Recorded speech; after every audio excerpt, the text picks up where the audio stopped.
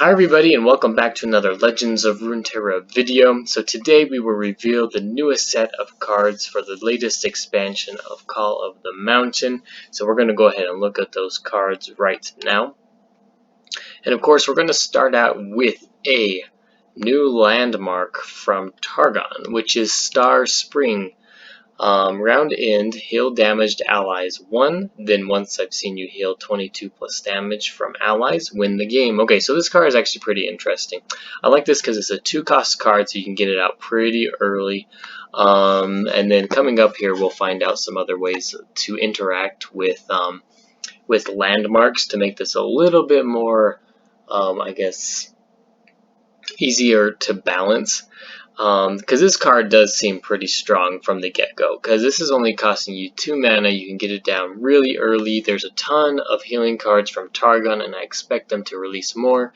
So the idea of having a secondary win condition with this sort of card, but then also having it manageable, not having it too overpowered, is nice. Having it have a nice condition in order to win the game is great.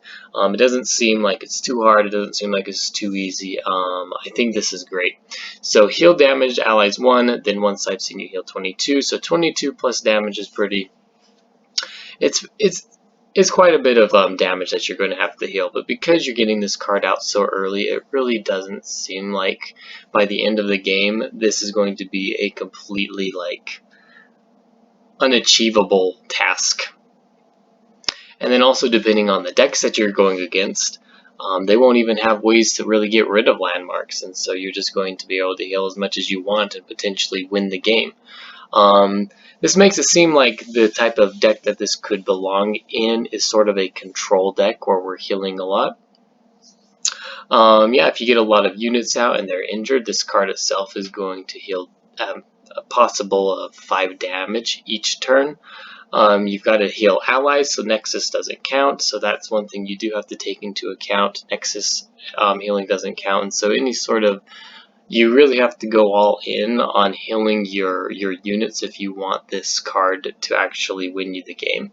So most of the time healing is used on the Nexus. Nexus health is pretty much the most important, but that's because that's basically the main win condition. This is interesting because it's offering a secondary win condition where we don't have to rely on the Nexus being super healthy. So that's cool. And I suspect that they're going to release even more healing cards that's going to synergize with this card as well. Yeah, Targon's just got a ton of healing. It's got the gems, Guiding Touch, Star Shaping. Yeah, and then I'm totally expecting them to release Soraka tomorrow, or reveal Soraka at least with some followers that are going to be able to heal.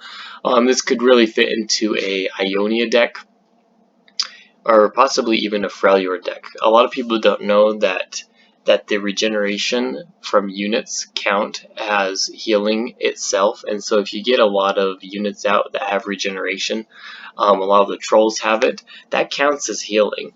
And the reason I know that is because of the 1-cost card from Targon. I forget the name. It's like the unicorn unit with the girl with the unicorn. She gets buffed every time you heal a unit, which is going to synergize really well with this card in the first place. But if you have regeneration units down, they heal themselves each round, and it buffs her as well. So it counts that as a healing. So keep that in mind. If you pair this with Freljord, you might be able to level up really fast. For example, you don't even need to play this on turn 2. If you've got it in your deck and you've got a ton of regeneration units, maybe it's better just to put those down. They've got a lot of health. You can block them into some heavy hitting units. Slap this down at the end of the turn because it only costs 2 mana, and then get a ton of value out of healing your units, and then also healing just through the regeneration. So pretty cool win condition. I like it.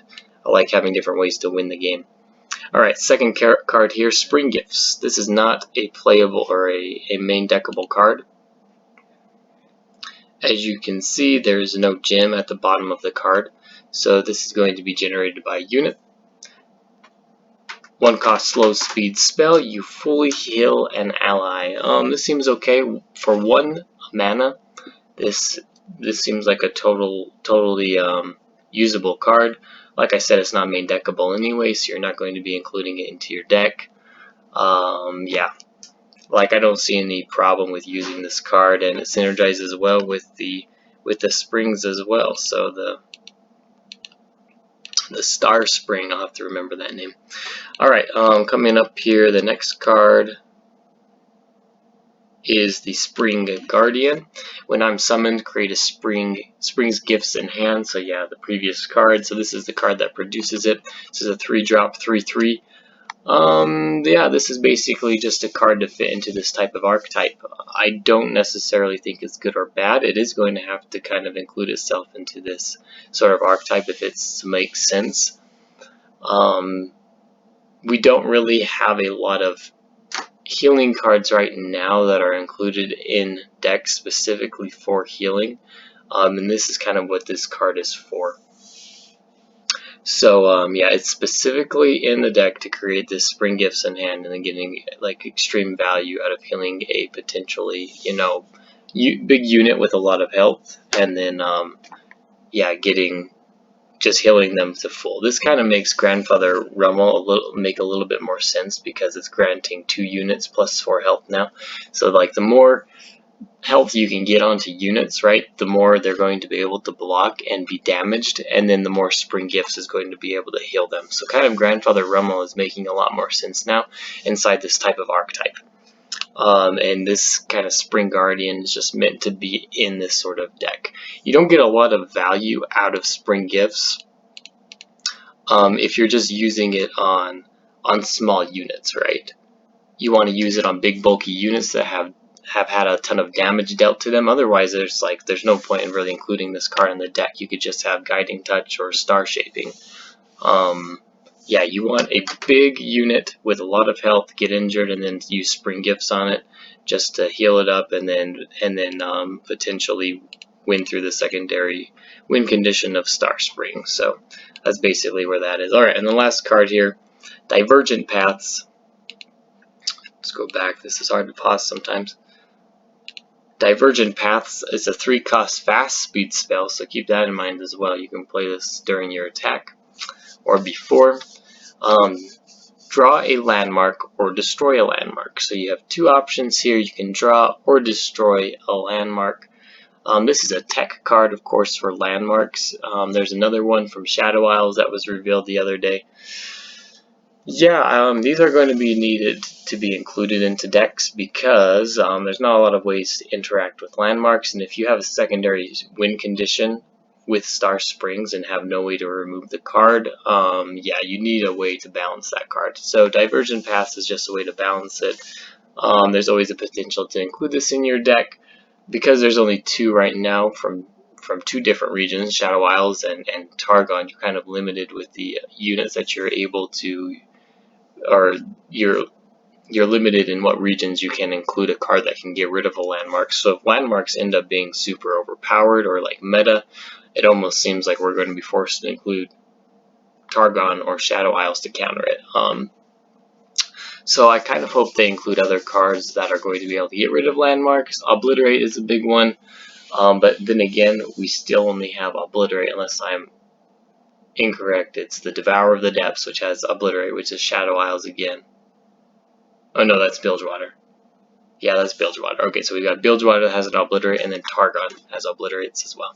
So yeah, we got Targon, a little bit from Shadow Isles, and I don't think you're even going to be able to target it with the Devourer of the Depths because it has to directly, that correlates with health, and landmarks don't have it. So yeah, only 2 regions right now that can even get rid of these landmarks. So that could be a main issue. We need other cards that can interact with them. Will of Ionia could potentially, because I know they said Singular Will would recall the landmarks as well. So there could be other cards that they're going to include from other regions that could potentially tech into these landmarks, but this card is kind of important. And it seems like a pretty good card. For 3 mana, if we have a main win condition from a landmark, we can pull it out with this card as a tutor, or we can include it into a deck as a tech in order to get rid of landmarks. So I see this being maybe even used as a one-off. Kind of seems more powerful than Entreat even, because we have the option to destroy. Alright, yeah, excited about this. So this pretty much means that we're going to get a Soraka tomorrow. I fully expect the new champion to be Soraka. Shouldn't be surprised with that. Excited for these new cards, and yeah, I hope you guys enjoyed this video. So anyway, don't forget to like and subscribe, and we'll see you tomorrow.